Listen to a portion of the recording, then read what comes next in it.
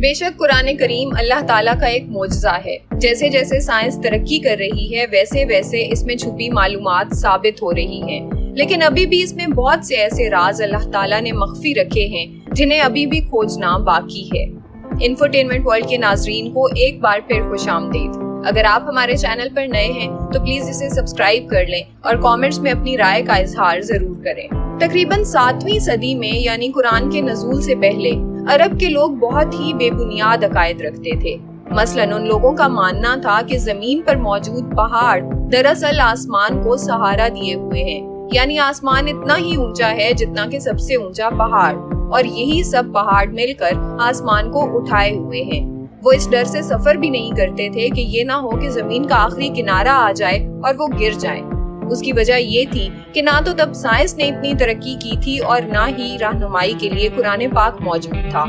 اور پھر آپ صلی اللہ علیہ وآلہ وسلم اس دنیا میں تشریف لائے، آپ کو نبوت عطا ہوئی اور قرآن پاک کو آپ کے لیے معجزہ ٹھہرایا گیا، اور قرآن پاک میں واضح الفاظ میں بتایا گیا کہ وہ اللہ ہی ہے جس نے آسمان کو تھام رکھا ہے بغیر کسی سہارے کے۔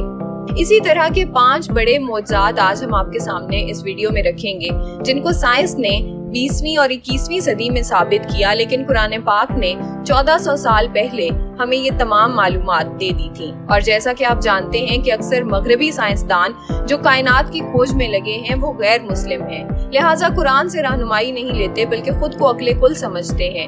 لیکن کروڑوں ڈالرز خرچ کرنے کے بعد جب آج 21ویں صدی میں آ کر وہ انہی معلومات کو پروف کرتے ہیں جو قرآن پاک میں پہلے سے بیان کر دی گئی ہیں، تو بہت سے غیر مسلم اس سچے مذہب کو مان کر اس پہ ایمان لے آتے ہیں اور دائرہ اسلام میں داخل ہو جاتے ہیں۔ ہم نے آج تک بہت سی ایسی مثالیں سنی جس میں قرآن یا آپ صلی اللہ علیہ وآلہ وسلم کی زندگی پر تنقید کی غرض سے ریسرچ کرنے والوں نے بالآخر اسلام قبول کر لیا۔ ابھی بھی ایسے بہت سے حقائق ہیں جن کو قرآن میں بیان کیا جا چکا ہے، لیکن سائنس کی دنیا ابھی بھی مزید ترقی کی مرہون منت ہے۔ جیسا کہ آپ جانتے ہیں کہ آج تک کی گئی ریسرچ کے مطابق تمام سائنسدان اس بات پر متفق ہیں کہ ایک بہت بڑا دھماکہ ہوا تھا جس سے کائنات وجود میں آئی، اور اسے بگ بینگ تھیوری کا نام دیا گیا، جسے سائنس کی ہر کتاب کا حصہ بنایا گیا۔ اور تقریباً آج سے 15 کھرب سال پہلے ہونے والے اسی دھماکے سے سورج، چاند، ستارے، سیارے، یہاں تک کہ ساری گیلیکسیز کے علاوہ ٹائم اور سپیس بھی وجود میں آئے۔ اور یہ بات آج سے 1400 سال پہلے نازل ہونے والے قرآن پاک میں اللہ تعالیٰ نے پہلے سے بیان فرما دی تھی۔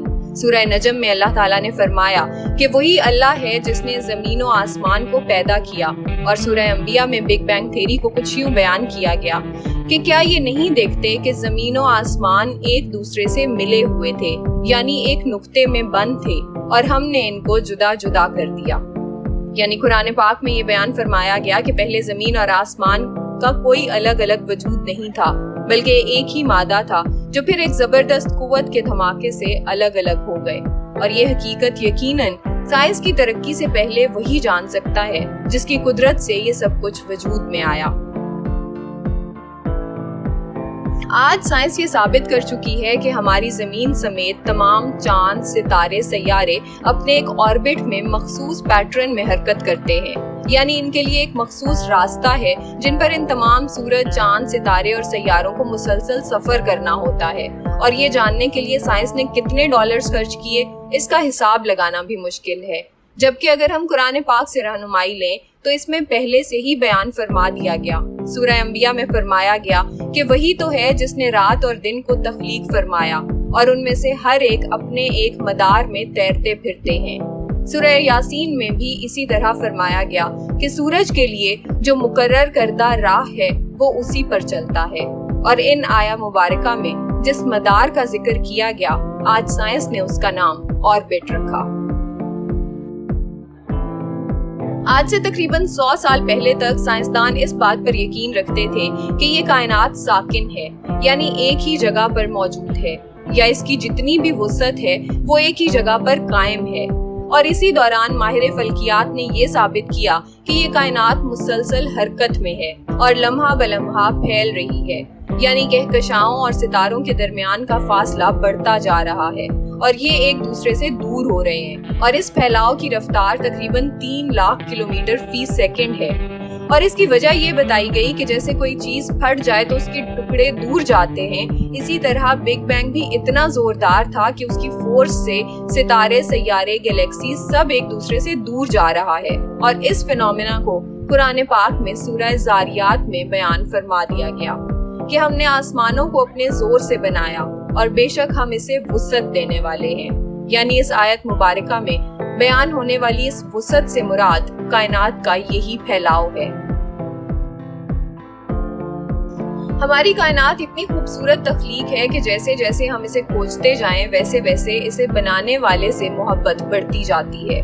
मसलन पिछली सदी में एक तहकीक ने साबित किया कि हमारी जमीन के इर्द गिर्द आबो हवा एक ऐसी हिफाजती तह बनाती है जो कि जमीन पर मौजूद जिंदगी के लिए बहुत अहमियत की हामिल है। और अगर ये ना हो तो ये सूरज से आने वाली अल्ट्रा वायलेट रेज इस पर मौजूद जिंदगी को खत्म कर दें।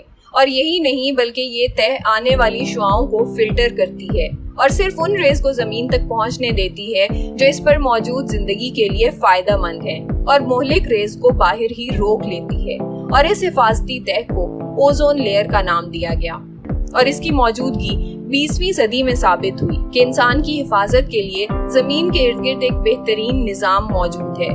कुरान पाक ने इस नेमत का जिक्र सूरह अंबिया में कुछ यूं किया, आसमान को एक महफूज छत भी हमने बनाया, लेकिन लोग इन निशानियों से मुंह फेरते हैं। और इस आयत में जिस हिफाजत करने वाली या महफूज छत का जिक्र किया गया वो यकीनन यही तय है। क्या आप जानते हैं कि हमारी जमीन के इर्द गिर्द कई लेयर्स मौजूद हैं। हर लेयर कुदरत के एक खास निजाम का हिस्सा है और इसका अलग अलग काम है। मसलन 15 किलोमीटर तक फैली हुई लेयर का नाम ट्रोपोस्फेयर है, जिसका सबसे अहम काम पानी के बुखारात को ठंडा करके वापस जमीन पर बरसाना है, जिसे हम बारिश कहते हैं। इससे ऊपर स्ट्रेटोस्फेयर है। इसी लेयर में जानी पहचानी ओजोन लेयर मौजूद है जो सूरज से आने वाली मोहलिक शुआओं को रोकती है। यानी वो शुआएं जब इससे टकराती हैं और इससे गुजर नहीं पाती तो वो वापस खला में चली जाती हैं। इससे ऊपर मेसोस्फेयर है और फिर थर्मोस्फेयर जो रेडियो वेव्स को रेगुलेट करके जमीन पर मौजूद मवासलाती निजाम यानी कम्युनिकेशन सिस्टम को मुमकिन बनाती है। इसी तरह जमीन के ऊपर टोटल 7 लेयर्स हैं, लेकिन हैरान कुन बात यह है कि इनका जिक्र भी कुरान पाक में पहले से मौजूद है। सूरह तारिक में अल्लाह ताला ने एक कसम खाई और फरमाया कि कसम है पलटने वाले आसमान की। और सूरह बकरा में फरमाया गया कि वही तो है जिसने सब चीजों को जो जमीन में मौजूद हैं तुम्हारे लिए पैदा किया और फिर आसमान की तरफ मुतवज्जे हुआ तो इनको ठीक 7 आसमान बना दिया और वो हर चीज से खबरदार है। इस वीडियो में हमने सिर्फ 5 हकायक जाने, लेकिन कुरान पाक ऐसे मौजूदात से भरा पड़ा है जो ये साबित करने के लिए काफी है कि ये किताब सच्ची है और जिसने ये नाजिल फरमाई यकीनन वो इस कायनात को तख्लीक करने वाला है।